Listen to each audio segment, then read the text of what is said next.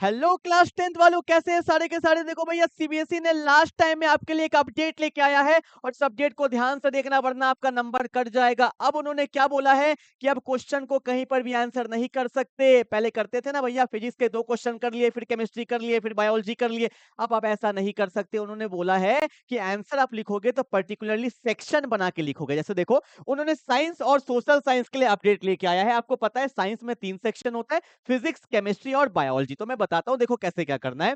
तो सबसे पहले आप बनाओगे सेक्शन। आपने लिखा सेक्शन ए बायोलॉजी। बायोलॉजी के जितने क्वेश्चंस होंगे आपको इसी सेक्शन में लिखना है। केमिस्ट्री के जितने क्वेश्चंस होंगे तो आप लिखोगे सेक्शन बी केमिस्ट्री। जितने क्वेश्चंस होंगे आपको इसी सेक्शन में लिखना है। सिमिलरली सेक्शन सी फिजिक्स, जितने क्वेश्चंस होंगे आपको इसी सेक्शन में लिखना है। आप ऐसा नहीं कर सकते कि बायोलॉजी का कोई क्वेश्चन आपने डाल दिया केमिस्ट्री में और केमिस्ट्री का कोई क्वेश्चन डाल दिया आपने फिजिक्स में। अगर आप ऐसा करते हो तो आपको नंबर नहीं मिलेगा, चाहे आपने आंसर कितना भी अच्छा लिखा हो। तो सेक्शन बनाना है और जो क्वेश्चन जहां होंगे आपको उसी सेक्शन में आपको डालना पड़ेगा। Similarly for the social science, आपको पता है 4 सेक्शन बनेगा। क्यों? क्योंकि आपको वहां पे क्या पता है, जियोग्राफी होता है, हिस्ट्री होता है, पॉलिटिकल साइंस होता है, इकोनॉमिक्स होता है। तो वहां पे आपको 4 सेक्शन बना के आंसर को करना है। अब देखो, उन्होंने साफ साफ इंस्ट्रक्शन बोल दिया, क्या क्या ध्यान देना। बोला student will divide the answer book in 3 section in science. 3 section बनेगा साइंस में and 4 section in the social science. बना दिया सेक्शन।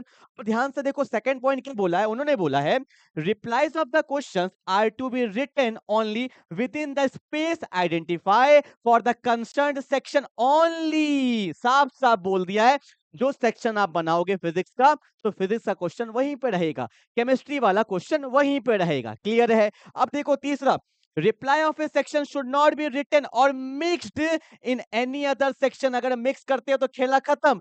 देख लो, चौथा पॉइंट क्या बोल दिया है। बोल दिया है in case if replies are mixed, this will not be evaluated and no marks should be rewarded। आपको कोई भी मार्क्स नहीं मिलेगा, चाहे आप पेपर रीचेक करा लो, आरटीआई लगा लो, कुछ भी कर लो। साफ साफ उन्होंने बोल दिया है। तो इसको भैया ध्यान देंगे। और अगर प्रैक्टिस करना है तो अभी से आप सैंपल पेपर बनाना स्टार्ट कर दे। और ये सबसे अच्छा तरीका होता है प्रैक्टिस का, वरना आप भूल जाओगे, कोई क्वेश्चन कहीं करोगे और फिर नंबर नहीं मिलेगा। मार्केट में बहुत सारे सैंपल पेपर अच्छे अच्छे हैं, मैं किसी एक का नाम तो नहीं लूंगा।